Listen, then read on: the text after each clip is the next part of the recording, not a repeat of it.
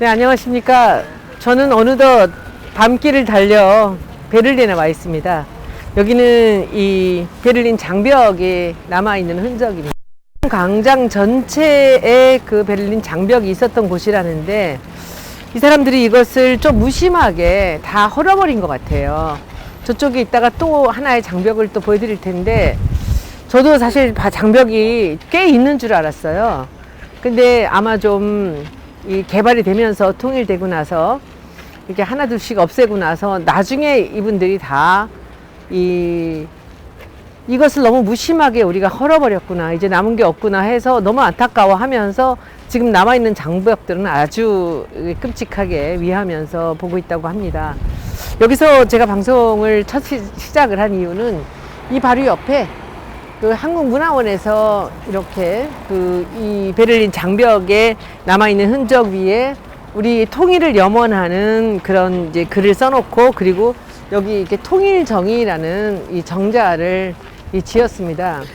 제가 참 이런 일을 보면서 참 어이가 없는 게, 이게 뭔가 옛날 것들을 지금에 와서 우리가 기리는 방법적인 면에서 우리 문화부나 문화재청이나 그리고 우리 뭐 정부나 이런 분들이 뭔가 중심을 잡지 못한다는 그런 생각이 많이 듭니다.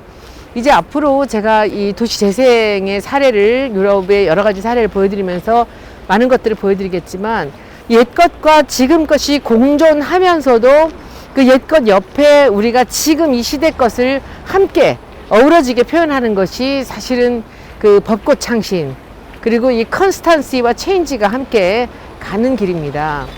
그런데 이렇게 생뚱맞은 건물이 없어요. 정말 이렇게 생뚱맞은, 너무 속이 상해가지고 우리가 통일을 염원하는 우리나라 사람들의 마음을 이 동베를린과 서베를린이 붙어있던 이 장벽의 옆에 있다는 것은 이해가 됩니다. 그러나 조금 황망하지 않습니까? 삭막하지 않습니까? 저는 정말 너무 속이 상해요. 차라리 응? 옆에다가 뭐 정자를 들어가게 해서 사람들한테 전망대로 쓰게 하던지, 응?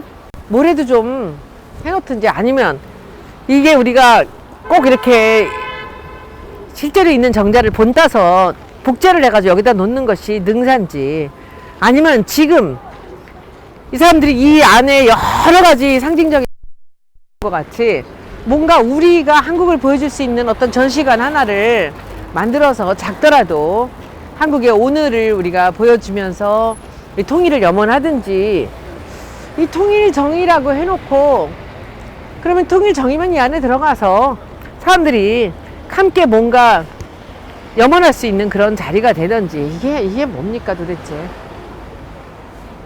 좀 어이가 없어요. 이런 정자는 주로 밑에가 물 아닌가? 그렇죠? 이렇게 정말, 그러면은 뭐 낙선제 것 같이 그 정도 수준으로 똑같이 하던지. 이 통일정 지붕에 저렇게 비둘기가 많은 이유는 뭘까요? 그리고 저기 저 허연 것들 보이세요? 여기 위아래 누가 여기다 밥을 주나? 이 전부 다 비둘기 배설물이에요. 저 지붕 좀 보세요. 저 허연 거. 저기 저 모든 지금 기와에 앉아서 그 허옇게 완전 비둘기 화장실인 모양입니다. 저거 문화부에서는, 외교부에서는 저거 모른 척 하나요? 여기 왜 비둘기가 이러고 앉아 있는 거죠, 다? 응? 여기 뭐 먹을 게 있나? 누가 쌀을 뿌려주나? 저 지붕이 정말 너무 놀랍네요. 옆에 한번 잠깐 보시겠습니다. 여기 옆에 보면 아마 그 당시에, 그 분단되었을 당시에 이 단절이 됐던 그 경계에 있는 쪽이 아닐까 싶은데, 장벽은 사라지고 없는데 이렇게 언덕이 그대로 살아서 여기를 사람들이 이렇게 즐기고 하는 이런 그 잔디로서 되어 있습니다. 제가 보기에는 이 프라자 전체에서 여기가 제일 멋진 것 같아요. 그렇죠?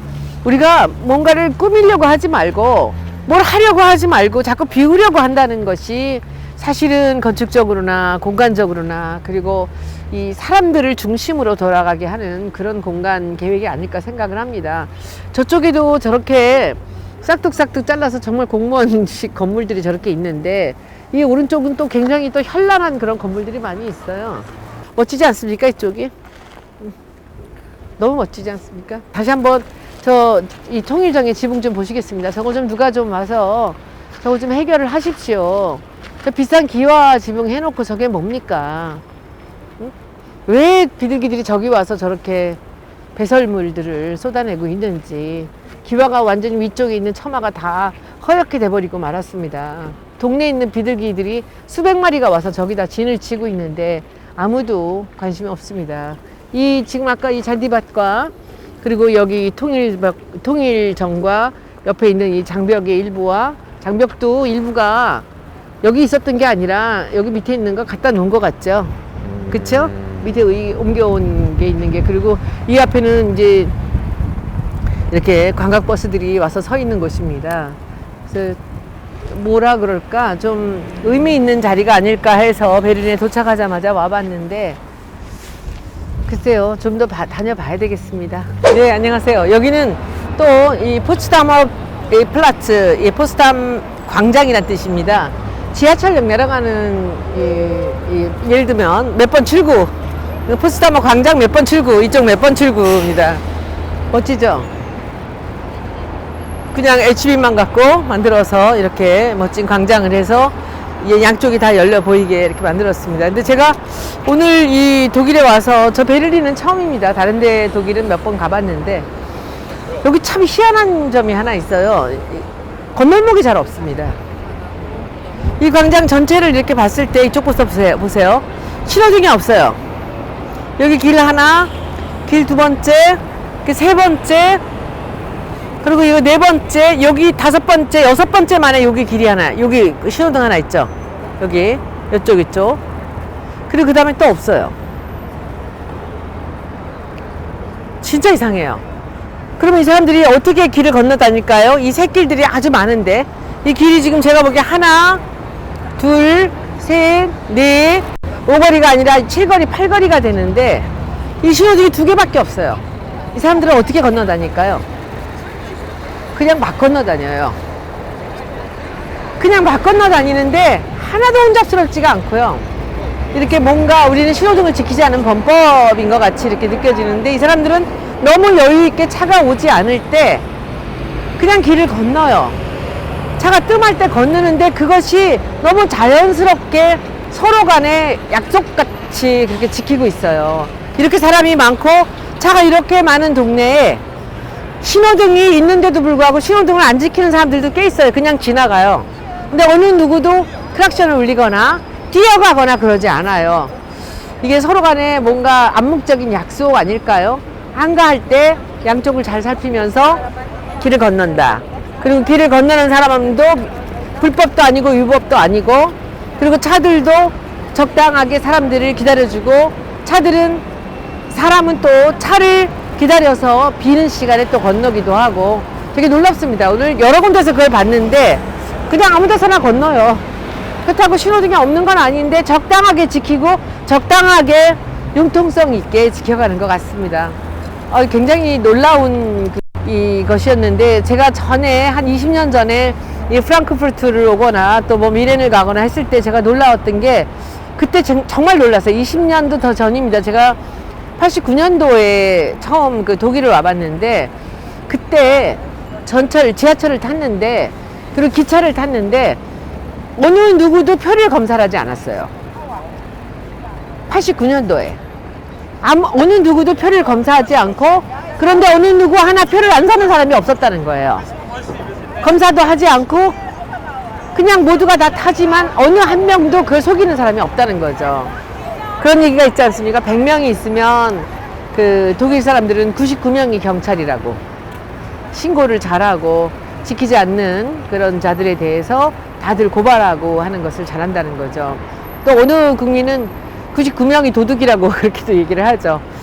근데 이 독일 오면은 그때 왔었고, 전 베를린은 처음이고 이 프랑크푸르트나 뭐 미넨이나 또 어디죠, 뭐 다른 도시들은 몇 군데 가본 데가 있는데 여기 오늘 오래간만에 와서 이 복잡한 거리에, 이 상징적인 거리에 신호등이 이렇게 없다는 것에 다시 한번 놀라고, 그때나 지금이나 이 독일이나 독일 사람들은 변함이 없구나라는 것을 또 느낍니다. 네, 여기는 옛날 베를린 장벽을 이렇게 갖다 놓은 곳입니다. 그런데 여기 밑에 보시면 쭉 줄이 있고 저쪽에 차 지나다니는데 작은 돌로 놓여 있죠. 이 줄이 아마도 장벽의 자리인 것 같습니다. 아까 제가 말씀드렸듯이 이들이 장벽을 다 헐어버리고 나서는 이것을 헐어버렸다고 나중에 많이 후회를 하고 지금 그 아직 헐지 않은 것들을 다시 그 보존을 하고 그리고 복원을 하는 모양입니다. 아마 이 자리가 연결되는데 아까 그 잔디밭이 있었고요. 그리고 그 통일각인가요? 우리 통일정, 통일정이 있었던 것도 연결이 되는 게 아닌가 싶습니다. 근데 여기 이렇게 보면요. 요게 이제 요만큼씩 그 콘크리트로 해서 이게 61년도니까 그때 이제 작업을 했던 것인데 옆에 이렇게 금속 이렇게 고리가 있었나 봐요. 거기다 이렇게 사람들이 이제 그 당시에 그 뭔가 동서의 그런 그 결속을 그 기원하는 그런 이제 자물쇠를 채워놓은 게 아닌가 싶은데 제가 이해가 잘 안 되는 거는 이 벽에 붙어 있는 이 껌들을 붙인 것은 이건 뭔가 싶어요. 이게 전부 껌이에요. 이게 너무 진짜 어이가 없어요. 이게 너무 껌들을 이렇게 갖다 붙였어요. 전부 껌입니다. 이게 아마 뭔가를 기원하는 의미가 있는 거겠죠. 우리가 정신을 똑바로 차려야 될 것이 뭐냐면은 이렇게 다시 되돌릴 수 없는 기억이 되는 그런 유물들이나 그런 가치 있는 장소나 그런 어떤 그 물건들은 절대로 없애서는 안 되는 거예요. 우리가 받은 만큼 우리는 후손들한테 남겨줘야 되거든요. 다 헐어버리고 이제 새로 해야 된다라는 그런 생각들이 잘못된 생각이죠. 우리가 너무나 많은 건축물들을 만들어내고 있고 양으로는 엄청난 양들이 생겨나고 있지만은 질적으로는 아주 빈약하게 이를 데 없다라는 것이 이제 요즘에 이 도시재생이라든지 건축가들의 하나 같은 그런 우려입니다. 전 세계 건축가가 모두가 다 우려를 하고 있는데 아마 그들이 한국의 아파트 상황을 본다면 얼마나 끔찍할지 아마 더 많은 그런 이제 우려를 할 것입니다. 그래서 저는 사실 와서 보고요. 이 베를린 장벽에 대해서 기대를 좀 많이 했었어요. 근데 와서 보니까 약간 씁쓸합니다. 여기는 포츠담 광장입니다. 안녕하십니까. 여기는 그 베를린의 한 복판에 가장 중요한 이 아까 보셨던 그 포츠다머 프라자 안에 있는 소니 빌딩입니다. 이 빌딩을 특별히 보여드리는 이유는 이 소니 빌딩이 있는 이 자리가 옛날에 이 동독과 서독이 나누기 전에 전쟁도 있기 전에 1907년에 만들어진 에스프라나데 호텔이라는 곳이었습니다. 그런데 아주 고풍스러운 그런 건물로 호텔 영업을 하던 곳인데 1945년에 전쟁 통해 대부분이 소실이 돼 있던 부분이라고 합니다. 근데 그 부분을 이제 동서독이 대치를 하면서 중간에 마치 비무장지대 같이 이렇게 남겨놓았던 부분인데, 그런데 제가 이 소니가 뭐 요즘에 많이 쇠락하고 정말 우리가 뭐 소니에 기대할 게 뭐 있나 싶기도 한데, 이 건물을 보면 칭찬을 해줄 거는 칭찬을 해줘야 되지 않나 생각을 합니다. 이쪽으로 한번 보시겠습니다. 여기서부터 저 위에 그 구조물이 새로 시작되는 데까지가 옛날에 이 소실된 건물들의 일부가 남아있던 곳입니다. 이쪽이. 그리고 저쪽은 이 타일로 새로 막아놓은 것 같은 쪽은 새로 건축을 한 겁니다. 그러니까 이 흙더미만 남아있고 앞에 일부만 있던 부분을 이런 식으로 이게 채워 나갔는데요. 그 옆에 보시면 그쪽도 돌멩이가 남아 있었던 겁니다.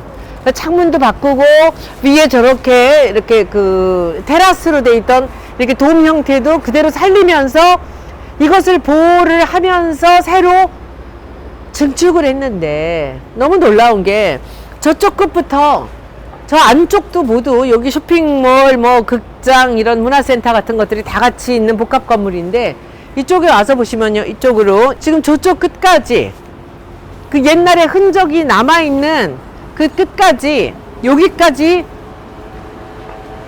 새로 복원을 하면서, 여기 밑에 보세요. 이게 완전히 무색 덩어리로 된 이 빔으로 올려가지고 여기를 투명하게 만들어 놨어요. 투명하게 해서 그 옛날에 돌이 나오게 보이게.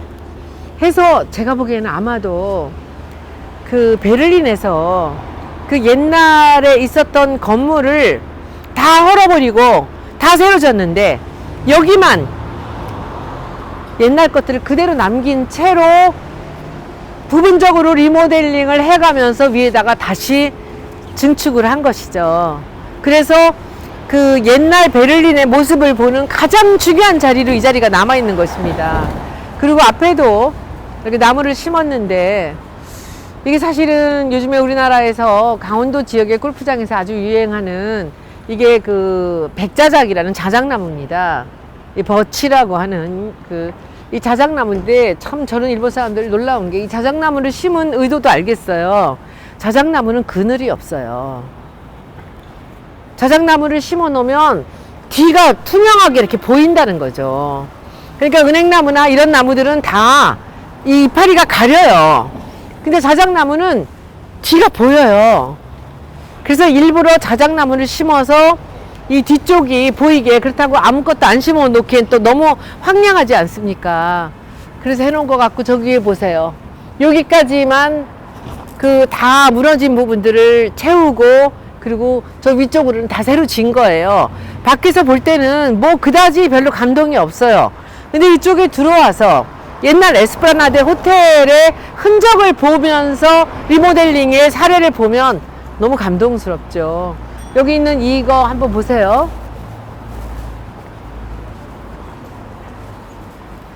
이 무쇠덩어리들. 응? 이 뒤에 있는 돌을 보이게 하기 위해서, 그리고 이것을 받치기 위해서 이런 작업을 한 겁니다. 이쪽으로 한번 돌아가 보시겠습니다.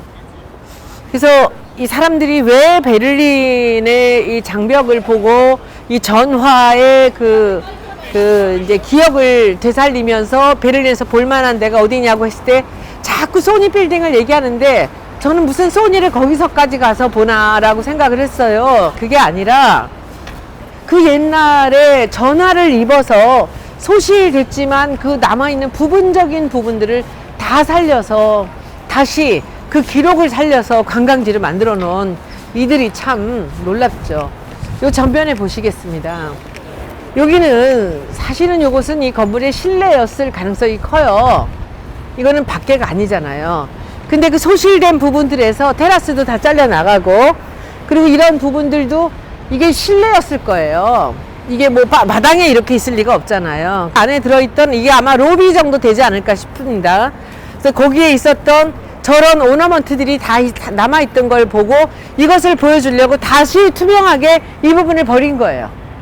그쵸? 여기도 보세요. 이거는 그 안에 옛날 그 시대 양식, 별거 아니죠. 사실 지금으로 보면은 19세기 말이니까. 그쵸? 얼마나 호화롭게 여기에서 독일 사람들이 이런 궁전 같은 호텔을 짓고 영업을 했는가를 보여줄 수 있는 흔적을 하나도 버리지 않고 다시 이것을 보여주면서 살렸다는 것이죠.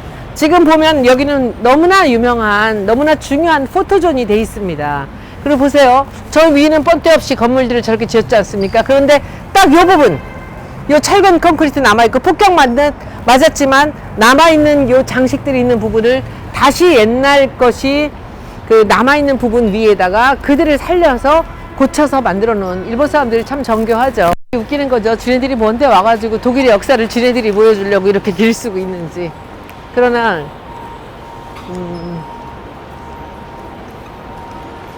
여기 이 베를린 로고 한번 보십시오. 이 베를린 원시티입니다. 근데 베를린에다가 I자에다가 일자를 넣었죠. 그쵸? 제가 보기에는 약간 좀 밑에다가 원시티라고 해놓고 무슨 일자를 또 넣어. 제가 보기에는 약간 좀 중언부언하고 굳이 필요 없는 짓거리들을 한 것 같아요. 이 건물이 베를린 원시티인가 봐요. 그쵸? 그리고 이제 이쪽도 보면 이 남아있는 부분, 그 테라스 조만큼 남아있는 거를 위해서 저거를 살려놓은 거잖아요. 그쵸? 그 밑에 있는 저 창문, 요거 일부 남아있다고 해서 요거를 다 살려놓은 거잖아요. 그죠? 저기 위에 천장 조만큼을 위해서 이 전체를, 여기 밑에는 아무것도 없는데 저 천장에 그린 거, 이런 것들 이게 소중하게 자기 생각한 거죠. 이것도 또 살려놨어요. 응? 응? 이렇게 작게 자기들 요 계단 있잖아요. 저거 아마 안에 들어가 보면 저 천장의 장식 이거예요. 저 아르누보 스타일로 저기 해놓은 저 안에 저 천장의 장식, 저것도 아마 공조 시스템이 구멍을 통해서 그 뭐 난방이 나왔던지 했겠죠. 그거를 살려서 그걸 보여주려고 여기를 다 이렇게 만들어 놓은 거죠. 참 욕할 때 욕하고, 제가 일본 사람들 너무 싫어하지만 참 놀랍습니다. 여기는 요거는 밖에 유리를 안 가렸죠. 왜냐하면 돌이기 때문에. 그쵸? 그러니까 이 사람들은 이 건물로 지금 오피스를 갖고 있고 전시장이 있고 뭐 쇼핑몰도 있고 그렇지만, 여기서 팔아먹는 것은 이 전화를 입은 그 옛날의 기업들을 파는 거죠. 아, 참 분해 죽겠어요. 저는 이런 걸 보면. 그래서 여러분들 나중에 오시면 안에서 뭐 다른 거 볼 거 없고, 이 사람들이 소중한 것이 무엇인가를 알고 있다는 거죠. 일본 사람들은. 그리고 역사의 가치가 갖고 있는 거, 시간의 가치가, 그리고 그들의 역사, 자기들이 그 동독과 서독의 그 사회적인 그런 역사들의 기록이 여기 있다는 것을, 자기들이 그것을 딱 이게 아주 인지를 하고 상술로서 이것을 쓴 거죠. 그것이 관광입니다. 제가 말씀드리잖아요. 역사가 관광의 가장 중요한 요인이다. 그래서 이런 걸 보면서 우리가 그 배울 건 배워야 돼요. 가치 있는 것들을 다 쓸어버리는 대한민국에서 이렇게 다 허물어져가는 저 금간 거 보세요. 폭격 맞아가 저거 다 주저앉았던 걸 다시 붙인 거예요. 폭격 맞아서 저기 금 나간 거 천장에 보이시죠? 저걸 다시 붙인 거예요. 이걸 붙여야지만 자기들이 이것을 기록물로 남길 수가 있다는 거였죠. 그쵸? 우리는 아파트를 지려고 바다가 속에 성벽이 나오면 난리가 나죠. 덮어버리고 밤에 그냥 이 깜깜한 밤에 이 벽을 쳐놓고서 거기서 유물들을 쓸어서 나갔다라는 그런 얘기들을 들립니다. 그리고 그야말로 유물이 밑에서 나왔을 때 반가워하지 않고 다들 정말 재수 없어서 이런 게 나온다, 그냥 숨기고 가리고 그렇게 지나가는 그런 우리나라 지금 이 문화하고 한번 비교를 했으면 좋겠어요. 근데 사실은 여기만 이렇게 기록을, 에스프라나드 호텔만 이렇게 해놨지, 이 사람들도 통일이 되고 나서 실제적인 중요한 기록들을 다 없앴다는 거 아닙니까? 그러니까 그 콘크리트 벽 조가리 몇 개를 갖고 무슨 이런저런 기록을 한다고 하는데, 실제로는 지금 와서는 자기들이 내세우면서 그 역사적인 이야기들을 뭔가 물건을 보면서 해야 되는데 그게 안 된다는 것 때문에 아쉬워한다는 얘기들이 아주 팽배해 있습니다. 절대로 우리는 더 이상은 역사의 가치를 폄훼하고 훼손하는 일은 없어야 되겠습니다.